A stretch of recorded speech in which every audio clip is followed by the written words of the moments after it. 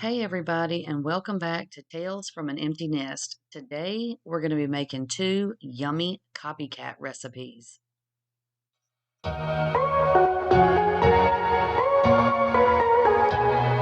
First up, we're going to be making the Taco Bell Crunchwrap. It's super simple. All we're going to need is some ground meat, onion, tomato, lettuce, cheese dip, some seasonings, some large flour tortillas, and some tostadas. And of course, the first thing that we're going to need to do is brown our ground beef, or you can use turkey if you'd rather. And we like onion, so I diced up an onion and we're going to add that right into our meat. So we're going to get that all browned up and we're going to add just a little garlic powder to this. And we're also going to add some onion powder, but not quite as much since we already added a whole onion. And then after we get that all added in, mixed up, we're going to go ahead and add some taco seasoning and a little bit of water. And again, I buy the large container of seasoning, so I just kind of eyeball it.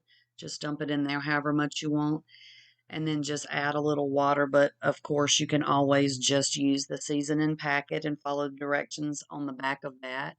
And I don't know if I said it or not, but make sure if you're using ground beef that you drain the grease off of it so you don't end up with a big greasy bunch of taco meat because nobody wants to eat that.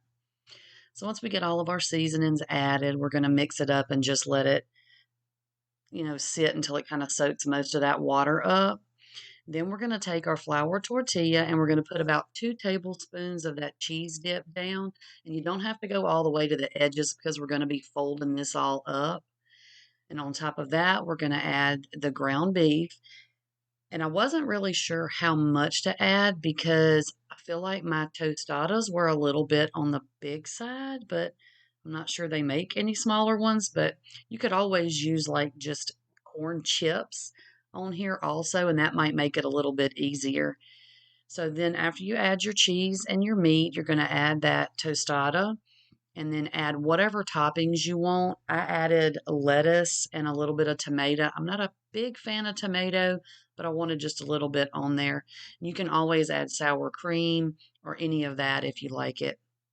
I even saw somebody add olives.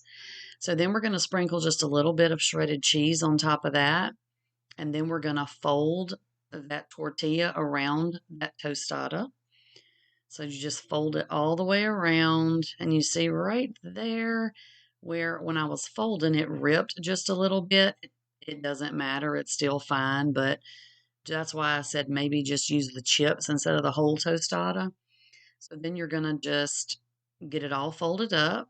We're going to spray our griddle with a little nonstick cooking spray, and then you want to put your crunch wrap with the seam side down.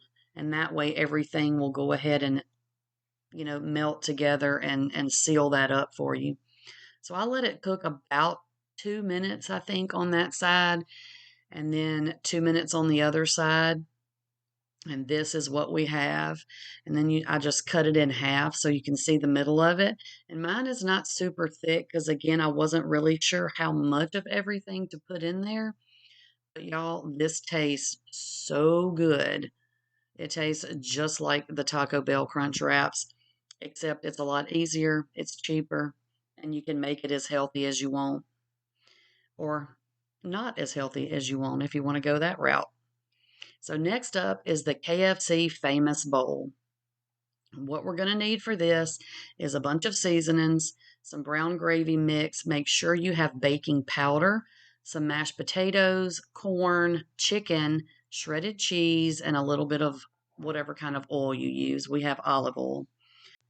So the first thing I like to do is get my seasonings all mixed together. I do a teaspoon of onion powder, a teaspoon of garlic powder,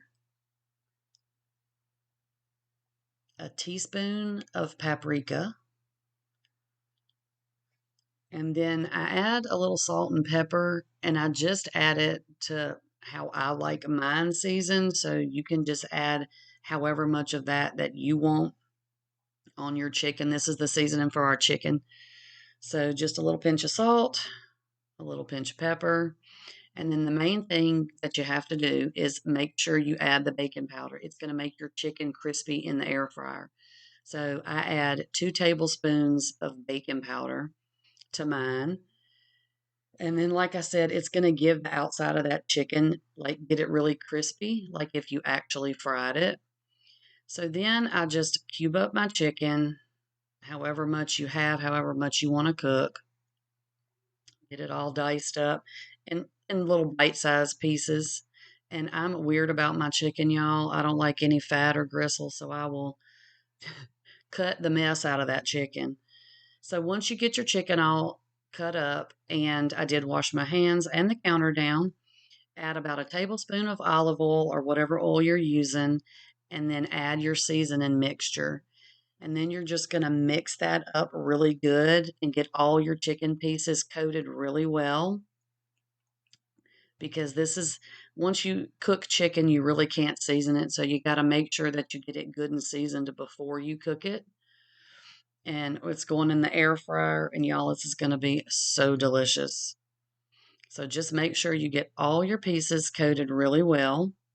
And then my air fryer is like the oven type air fryer, and I have two um, shelves, 2 baskets.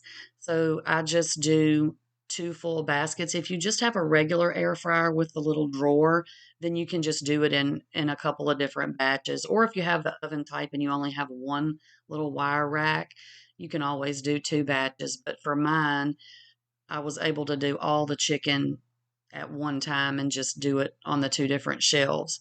So once we get all of our chicken placed on our little wire racks, we're going to put them in our air fryer. I put one on the very top rack and one on that middle rack, and that way there's enough airflow in between them. But you're not on the very bottom rack. I don't like to use the bottom. So then we're going to set our air fryer for 20 minutes and just let it cook. And after that 10-minute mark, if you have just the basket, take it out and shake them around. If you have one like this, I just like to swap the position of the little wire racks in there. And that way I make sure that everything is, just evenly cooked so it's not too overcooked on the top rack or whatever. So we'll let that cook for about 20 minutes. And while that's cooking, I get my brown gravy, which is just one of those little brown gravy packets, and a cup of water, or like 3 tablespoons if you have the big container. And I just get that on the stove. And as you cook that around, it'll thicken up just a little bit.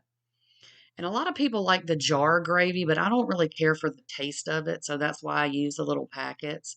And then I've also got my corn over there cooking. I just added a little bit of butter, salt, pepper, garlic, and onion to that. So once your chicken is done in the air fryer, you're just going to take that out. And y'all, look at this chicken. This looks like real fried chicken. It is so good. The flavor is really, really good on this. You're really going to like it. Trust me on those seasonings. So once we get, yeah, there's y'all another look. Look at that beauty. The beauty that is that chicken. It's yummy. I'm telling y'all. So once everything is done, and those potatoes, I just threw those in the microwave. Whatever kind of potatoes you have, I just had these. So I haven't ever actually tried them, so I figured I would give them a try. They seemed pretty easy, and they were, and they're good. So you're going to add a little bit of mashed potatoes, add you a couple of little spoons of gravy on there, or the whole thing, however much gravy you like. Add a little bit of corn, and I added cheese because that's what this recipe calls for, but I don't really care for the cheese on mine, so I normally don't add it. It's really good without it, too. And then you just add a little bit of chicken on top. And y'all, look at that. So delicious, so much healthier than KFC. Those mashed potatoes, maybe not, but everything else, healthier than KFC, and super delicious. I hope you will give these recipes a try because they turned out really yummy.